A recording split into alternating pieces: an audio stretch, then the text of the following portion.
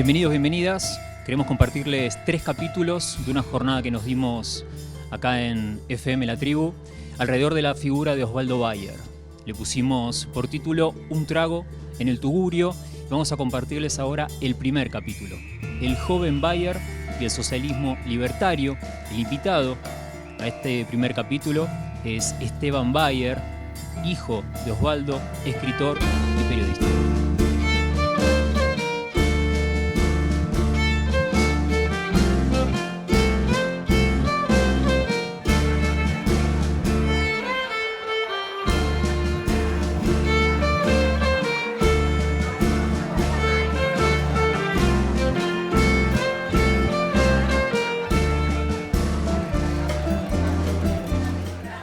Una de las últimas internaciones de Osvaldo viejito, los últimos 2 años que estuvimos con el grupo de Osvaldo, se llamaba así, Grupo Osvaldo. Elilio Fernández, Eduardo Salián, presente. Venus Smukler, el gran abogado de derechos humanos, y la Cecilia Roseto. ¿Estás bien? Estaba ahí presente, Presillo siempre presente. ¿Cómo se iba? Creo que porque estaba grabando. Y estábamos siempre tratando de cuidarlo. Y bueno, la última internación fue medio larga, fueron varios días. Osvaldo estaba perdido, que es lo que hacen las internaciones con los viejos. Pero en un momento se despertó y ese pibe, con una cara al menos conocida. Y en ese momento trajeron la comida. Y nada, levantamos la cama, le puse la bandejita, le puse la comida ahí. Y él miró la comida, perdido, no sabía dónde estabas. Y dijo, ¿y a vos no te traen? ¿No hay comida para vos acá? Y le digo, mirá, no, ahora no, en este momento no. Entonces agarró el cuchillito de plástico y todo lo que había en el plato lo dividió a la mitad. Todo. El pollito, el caldito ese, el purecito y un flan. Y dijo, tomá, come. Yo pensaba, digo, ¿quién de nosotros a la hora de la incertidumbre va a tener ese gesto de solidaridad? Algunos de acá seguramente, no lo sé, pero algunos de nosotros espero que lo tengamos, porque es una hora de incertidumbre y él no sabía dónde estaba. Y acto seguido me dijo, bueno, serví el vino. Entonces lo miré y le dije, mirá, Osvaldo, acá no sirven vino. Entonces levantó los ojos, dijo, qué lugar de mierda, no venimos más acá. Anotá, pibe, no venimos más. Estaba... Y tenía esos momentos graciosos y momentos de enojo también, ¿no? Digo, ese último año, vos te acordás, Lidia, porque vos también ibas a verlo. Tenía momentos de mucho enojo cuando estaba lúcido porque... a esa edad te quedan pocos amigos y estás medio solo y ya. Y Clara me recordaba cada vez que lo iba a ver el poema de Dylan Thomas, ¿no? Do not go gently into that good night. Rage against the dying of the light. No entres dócilmente en esa buena noche. Rabia contra la luz que se apaga. Esa era la imagen de Osvaldo. Era un poema de Dylan Thomas en ese momento. Fue maravilloso verlo ahí. Y fue maravilloso ver chispazos de lucidez en esos ojos que transitaban ya 90 años. Con Elilio Fernández estábamos un poco preocupados y intentábamos con cualquier neurólogo ya, para ver si podía retomar algo de esa lucidez. En la última prueba lo llevamos al neurólogo y el neurólogo dijo, este hombre fue un genio, pero lo que se perdió, se perdió. De todos modos, para que se queden tranquilos, voy a hacer una prueba y dijo, y un poco se me dejan de joder, porque ya está. Era el año 17. Gobernaba, que ustedes ya saben, y no lo voy a nombrar porque no merece estar acá en esta mesa, así que no, pero ustedes ya saben quién es. Y él le decía al burro, ¿te acordás? Que el burro era ignorante. Entonces el médico le... No lo nombraba tampoco. No, El burro. no, y decía ¿sabe quién es el presidente, señor Bayer? ¿Quién va a ser? Dice el burro. Deletré su apellido al revés. Tic, tic, tic, tic. El neurólogo nos miró a Linda y a mí como diciendo, ¿es en serio? Entonces le di un papel y una hoja y le dijo, bueno, escriba lo que quiera.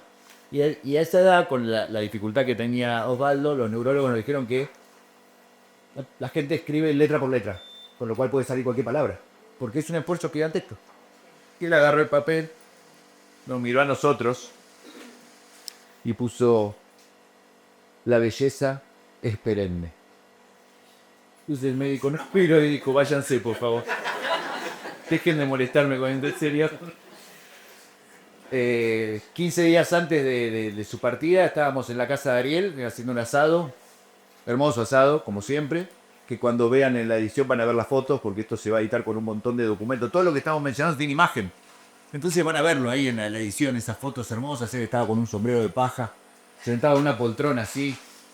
Y Ariel le dice, parece que estás en el sillón de Rivadavia, Osvaldo. Si sos presidente, ¿qué haces? Declaro el socialismo, pibe. Fue genial, ¿no? Ver eso sobre todo porque detrás de ese Osvaldo que estaba ahí mirándonos, compartiendo momentos de lucidez, unos chispazos de humor increíbles, y de golpe, en su mundo, había 70 años de historia atrás de escrituras, 90 de vida, 70 de escritura y de conferencias. Y era impresionante poder verlo y poder recorrer eso, ¿no? Marlis Husbayer, la esposa de Osvaldo, si Osvaldo era un genio, Marlis era una sabia, con una sabiduría suprema, sobre todo para aguantar a ese hombre. Tal. Una vez me acuerdo que le dije, Marlis, ¿cómo hiciste con este hombre? Viajes, conferencias, la cárcel, el exilio. Y se me dijo, es simple, Brunito, una soga bien larga y cada tanto un tirón. Una sabiduría suprema. Sabia, por supuesto. De hecho, cuando cayó preso Osvaldo, le pregunté, ¿cómo hiciste para mantener a los pibes, la casa? Simple. Me fui al cuarto de los nenes y alquilé la habitación. La habitación donde tenía que estar Osvaldo, ya que estaba preso, la alquiló. Y con eso, siguieron la vida. Muy sabia, Marlis, muy sabia. Y escribe Marlis hace 77 años ya de esto. Mes de agosto de 1947. Hilde, perdón porque es en alemán, Hilde y yo decidimos ir a escuchar una conferencia. Ya estaba por comenzar la disertación cuando pasó por el pasillo con el director de la escuela un joven muy apuesto.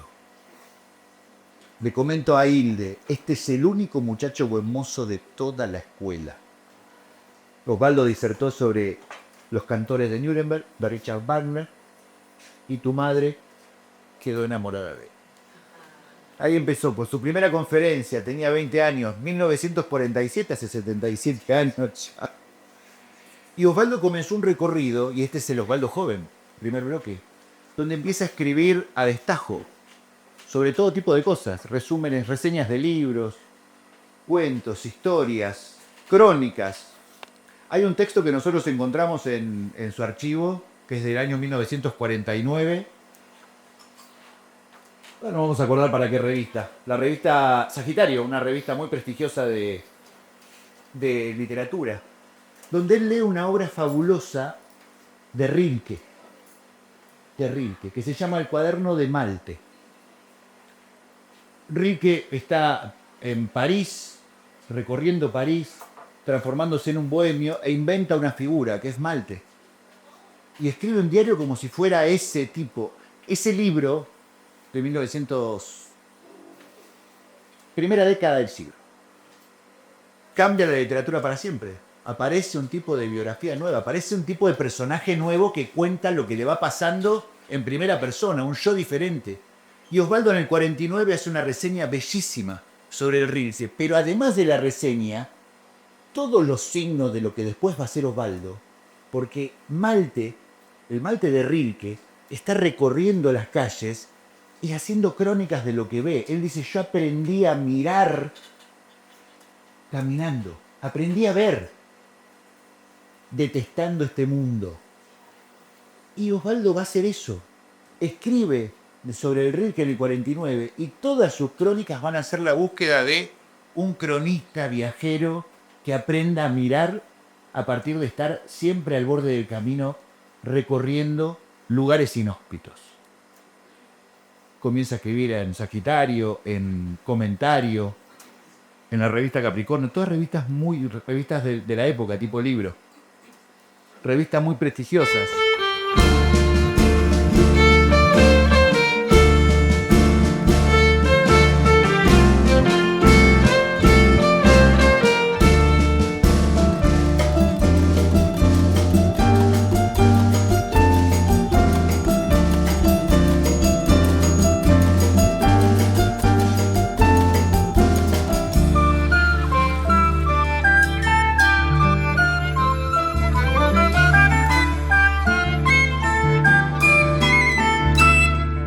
En el 52 se va a Alemania. Y en Alemania hay un recorrido muy particular porque él está en Alemania del 52 al 56. El joven Bayer. Bayer muy, muy joven. Y empieza a reflejar, empieza a recorrer Europa y a reflejar lo que va viendo en Europa. De hecho, se va a estudiar. Se va a estudiar filosofía en Hamburgo. Hay un texto que encontré hoy en el archivo de casa. Ponele. Sí, se va a poner que se va a estudiar. Hay un texto que encontré en alemán, hice una traducción muy casera, perdón, pero más o menos decía esto: Asociación Socialista de Estudiantes Alemanes, Grupo de la Universidad de Hamburgo, queridos amigos, debido a la demanda popular no queremos que el trabajo se quede deprimido en este semestre, por lo tanto organizamos una charla. El martes 13 de marzo de 1956, aquí en Hamburgo, hablará a las 19 horas Osvaldo Bayer. Título de la conferencia: La posibilidad del socialismo en América del Sur. Año 56, antes de la Revolución Cubana. La oportunidad de Sudamérica y el socialismo. Osvaldo está 4 años escribiendo a distintos medios de Argentina sobre todo lo que ve en Europa.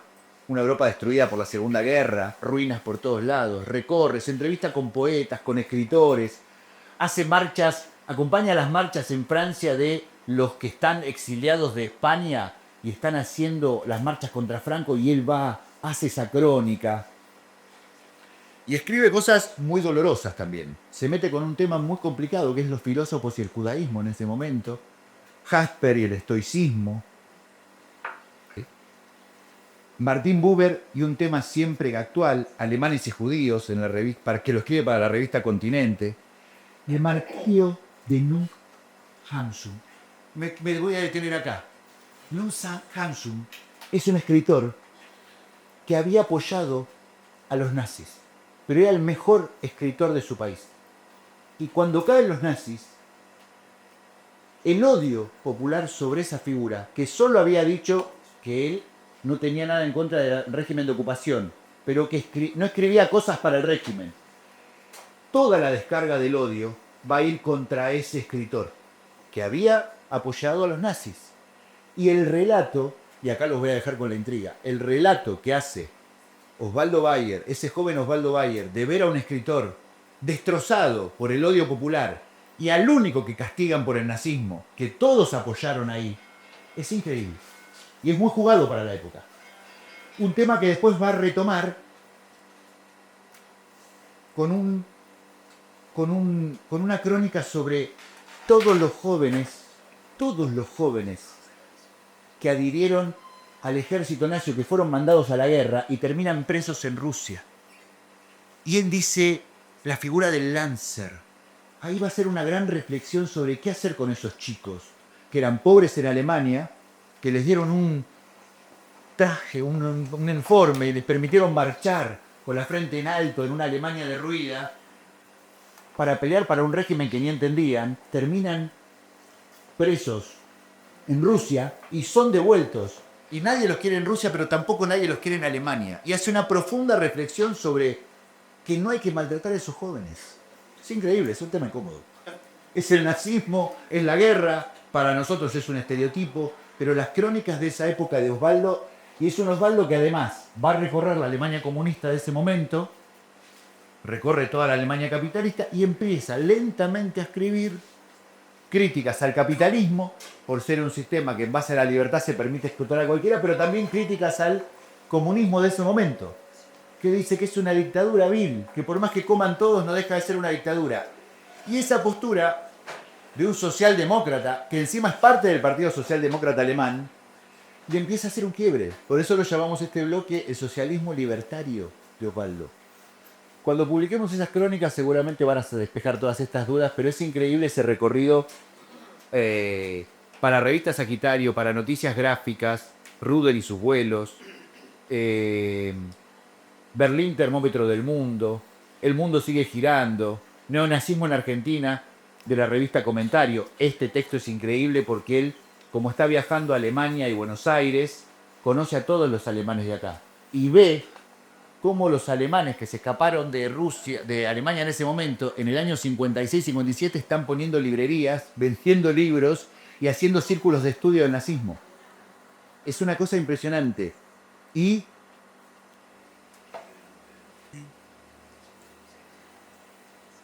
bueno, música. y me voy a quedar ahí. Música. Y me voy a quedar ahí porque además escribe sobre cine, escribe sobre ópera, escribe sobre música.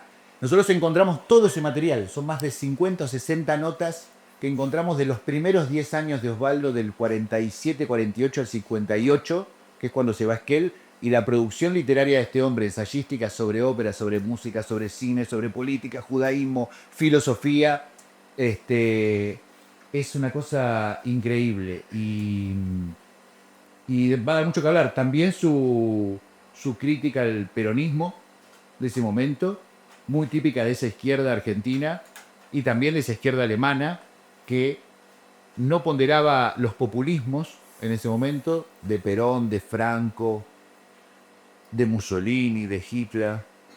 Bueno, todo ese joven Bayer va formándose en esa postura que nosotros la ubicamos ya en el Bayer grande como un viejo anarquista, pero él siempre siempre aclaró que se definía como un socialista libertario. Y siempre hizo esa diferencia. Quiero el socialismo, pero en libertad, no como la experiencia que pasamos.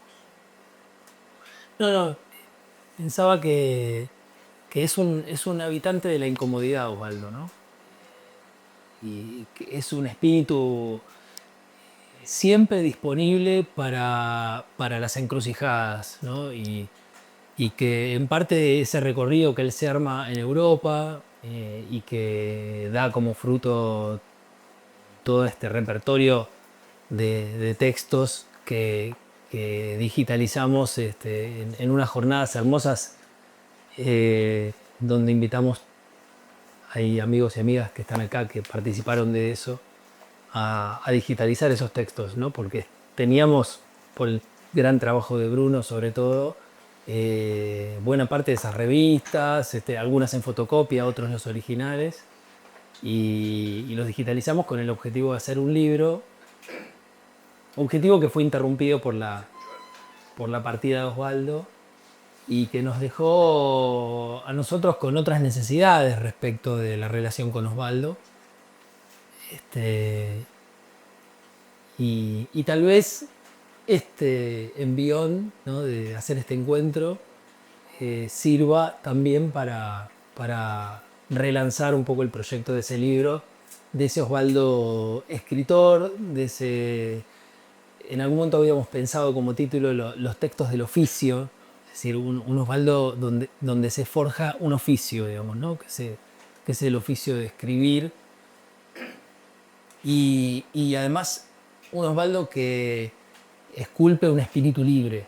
Y en ese sentido creo que también está el socialismo libertario, más allá de que en alguna entrevista, ¿no?, él dice, bueno, fue mi padre el que nos hablaba del socialismo libertario, pero que Esteban siempre hace como este gesto con la cabeza, ¿no? Porque bueno, también Osvaldo, como todos los grandes, fabula, ¿no? Fabula. Entonces a veces es difícil, ¿no?, que elegir qué creerle y qué no. Pasaba también en algunos casos con Horacio González, otro de los grandes que se nos fue no hace tanto. Y de alguna manera, bueno, entre esos textos que digitalizamos en esos encuentros, donde después caía Osvaldo y hacíamos una choripaneada con todos los presentes, había un texto sobre cine, un texto sobre una película en particular, pero a partir de una película que a él le gustaba mucho, que se llamaba El Súbdito. Él dice algo que es incómodo en ese momento. Él está en la Alemania Federal, pero dice lo mejor del cine viene del este, viene de la Alemania comunista.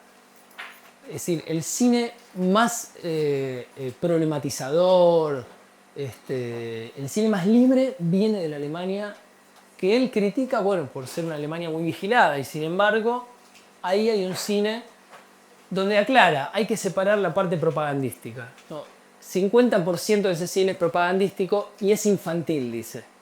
Es infantil. Pero hay un cine que es muy superior al cine de la Alemania Federal.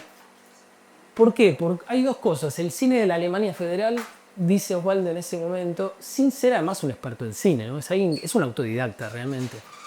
En todo lo que hizo Osvaldo fue un autodidacta. Y este es otro rasgo que me parece que estaría interesante tenerlo muy presente. El cine de la Alemania Federal es un cine que primero le lava la cara a los galanes y a las femme fatale de la Alemania nazi, ¿no? Es decir, que los recupera, los blanquea y los pone de vuelta en la pantalla. Y además es un cine que busca interpelar por la vida de las pasiones bajas. Es un cine gebeliano, dice. Es muy interesante esto porque prácticamente él pone a la matriz o al formato Hollywood muy cercano a la propaganda, al cine y a la narrativa gebeliana, ¿no? De Goebbels. Esto me parece que es una observación de una agudeza hecha en ese momento, dicha desde la Alemania Federal sobre la Alemania del Este, que me parece que habla también de un Osvaldo que está on fire, digamos, ¿no? En una búsqueda, en pura búsqueda, ¿no? Es un personaje que está en una búsqueda.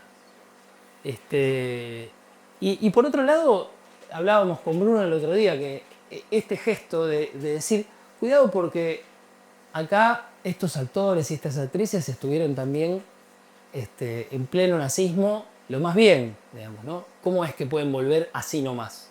Osvaldo no es un escrachador al modo en el que se escracha hoy, digamos, ¿no? Sin elegancia, sin fundamentos, ¿no? Osvaldo es un intransigente, ¿no? Siempre ha sido un intransigente. Y en ese sentido recordaba cuando en el 84 él vuelve y escribe, bueno, vuelve en el 83, pero en el 84 escribe el texto, o se publica el texto, Volver para radicalizar la democracia. Donde, ¿qué es lo que le señala a Alfonsín? ¿Qué pasa con todos esos funcionarios que fueron parte de la dictadura hace 2 minutos? ¿Cómo puede ser que ahora, sin ningún tipo de consecuencia, los tengamos de vuelta o los tengamos en continuidad? Bueno, señalando lo mismo, ¿no? En ese año, en el 84, donde se publica además esta edición es la edición del 84, del último tomo de la Patagonia, que en realidad no lo puede publicar en el momento en el que ya lo tiene listo en Argentina, porque se exilia, porque bueno, se va y recién en Alemania se publica, si mal no recuerdo, en el 78, en el 78. Exacto. Y recién sale esta edición, ¿no? La primera edición, en mayo del 84, y en junio la segunda edición inmediatamente, porque bueno, evidentemente el libro se vende, funciona. Y ese año señala, ¿no?, esta cuestión. ¿Qué pasa? Que quienes hace 2 minutos formaron parte del personal de la dictadura, los tenemos ahora sin ningún tipo de consecuencia, ¿no? Sí, también lo hace termina la Segunda Guerra Mundial, él está en Alemania y en estos artículos, que en algún momento van a ver la luz, él señala artistas e intelectuales que se están acomodando con el régimen nuevamente, con el régimen democrático, con el régimen de Adenauer. Y en el 84, cuando él vuelve, escribe una crónica que si pueden búsquenla, que se llama Pequeño recordatorio para un país sin memoria. Que es una locura, porque ahí él se toma el trabajo de citar a cada uno de los escritores argentinos que se quedaron en Argentina y escribieron a favor de la dictadura y que criticaron a los que se fueron, no los exiliados, porque los que estaban acá no decían los exiliados o los expulsados, negaban esa condición. Después ellos se fueron porque quisieron. Y incluso Saúl Sosnowski, un profesor de la Universidad de Maryland, quiso hacer un encuentro en el 84 acá en Argentina, en el Teatro San Martín, con todos esos intelectuales, los que se fueron y los que se quedaron. No hubo forma.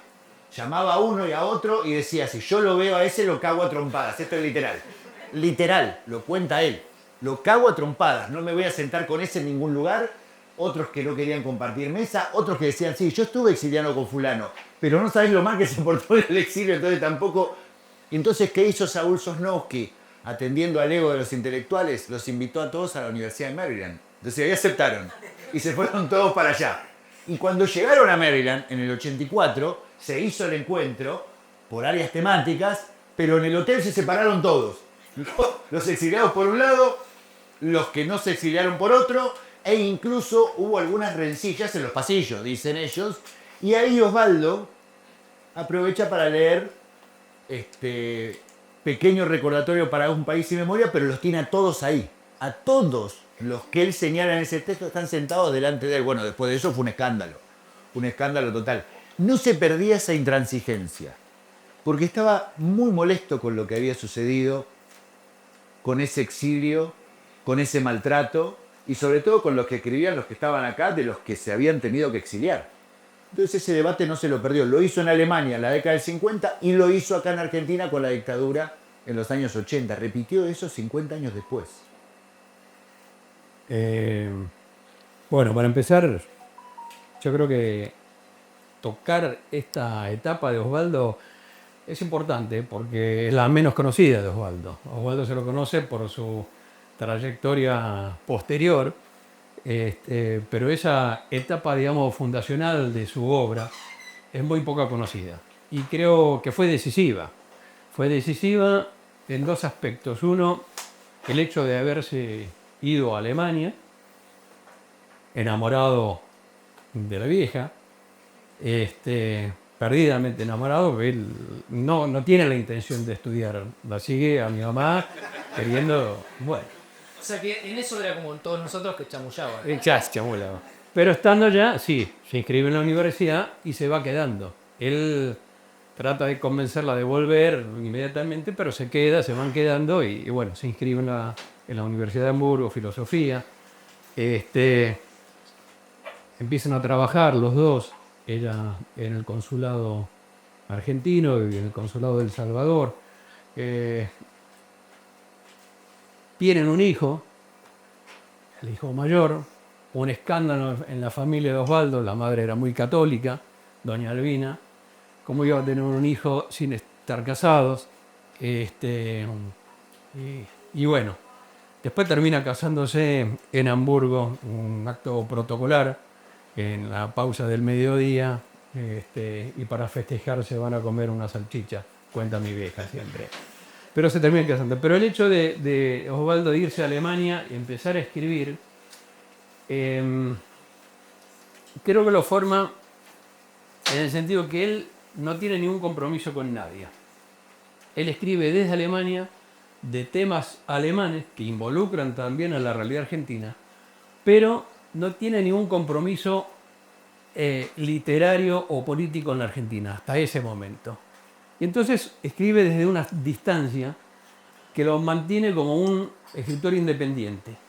Esa figura del escritor independiente que no tiene compromiso con nadie, creo que lo va a seguir a través de toda su obra literaria y de investigador y de militancia política, porque es la que forma su ética y su conducta de mantenerse independiente sin hacer ningún tipo de compromisos.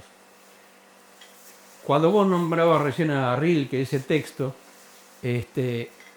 y decís, él empieza a observar y ser un observador y empieza a narrar, a hacer crónicas. Yo creo que en ese momento Osvaldo no era consciente de lo que iba a pasar con su forma de escribir y su forma de narrar lo que él veía, lo que él vivía. Se fue haciendo con el tiempo. Y fue fundamental también el hecho de estar en una Alemania de posguerra, destruida, con una ausencia de juventud masculina porque ahí habían sido soldados masacrados en la Segunda Guerra. Y Osvaldo sufre desde adentro con la injusticia de lo que es una guerra. Sufre con la injusticia de que ese régimen nazi, los funcionarios, muchos funcionarios, se perpetúan en el sistema democrático, aparentemente democrático. Sufre con eso. Dice, ¿cómo puede ser, después de haber vivido esa tragedia, este régimen pseudo-democrático, constitucional, como él decía, sigue manteniendo a abogados, a juristas, a diplomáticos, a periodistas, a todos? Y entonces es lo que le causa una indignación que al principio él adhiere al Partido Socialdemócrata, hace viajes, como recién decía, queda fascinado al principio de la figura de Willy Brandt, el posterior canciller de Alemania. Queda fascinado porque Willy Brandt en una época de la Guerra Fría se presenta como una persona abierta, socialista, que había estado en la resistencia antinazi. Después, por supuesto, dice que lo defraudó, lo traicionó después al asumir el gobierno. Pero son esas personas que lo fascinan a él de un socialismo democrático, como bien decías, en contraposición de la Alemania, la RDA, que él viaja y visita a menudo. En los años posteriores también visita mucho los países del socialismo real, siendo secretario general del sindicato de prensa, hace todo un recorrido por todos los países socialistas y lo sigue muy de cerca. Pero yo creo que esa etapa fundacional de los textos, porque él, recordemos, como decías, él empieza a escribir sus crónicas, sobre todo de cultura, cine, teatro, mucha música, y va mechando los temas políticos. Y esa independencia es la que va a mantener él desde esa época. Después creo que va a haber un quiebre adicional, fundamental, que lo vamos a ver en el segundo bloque con el viaje a Esquel y cuando saca la chispa, que ahí cambia completamente, Osvaldo, ya lo vamos a ver. Y es fundamental esa etapa porque ahí se forja esa pareja de amor incondicional entre los dos personajes, muy contradictorios. Osvaldo, un filósofo, un pensador, le explicaba a la novia en aquel entonces lo que era el universo, las estrellas, todo le explicaba. Y la vieja, que era una persona muy realista, muy alemana en ese sentido, muy realista, que lo agarraba Osvaldo y le decía, para un poquito. Es un matrimonio, una pareja que va a resistir todas las contradicciones que tuvieron entre los dos y todos los problemas que tuvieron. Cárcel, exilio, persecución, rehacer vidas. Y creo que Osvaldo sin Marlis no hubiese sido Osvaldo, y a la inversa tampoco. Es el gran apoyo que él tiene y que es donde se forja esa amistad, ese compañerismo. Es en Alemania, bueno, con todas sus contradicciones y cuando vuelven, bueno, ya es otra historia. Bien, paramos acá y cuando volvemos, vamos a hablar de un viaje rarísimo. Se cortan todas estas crónicas tan cultas y filosóficas y termina en un pueblo que es el lejano oeste, en ese momento, Esquel, escribiendo unas crónicas muy simples sobre los latifundios. Algo que realmente es rarísimo verlo en este contexto. Ver esos primeros 10 años de Osvaldo entre Europa y Argentina, filosofía, cine, teatro, ópera, y de golpe ver la chispa, ver esta creación hecha así, a mano, en mimeógrafo. No es ese, es ese otro Osvaldo, pero no lo es, así que ahora vamos a empezar con estas cartas en el segundo. Un detalle, una anécdota más, porque leíste cómo fue el primer encuentro de los dos.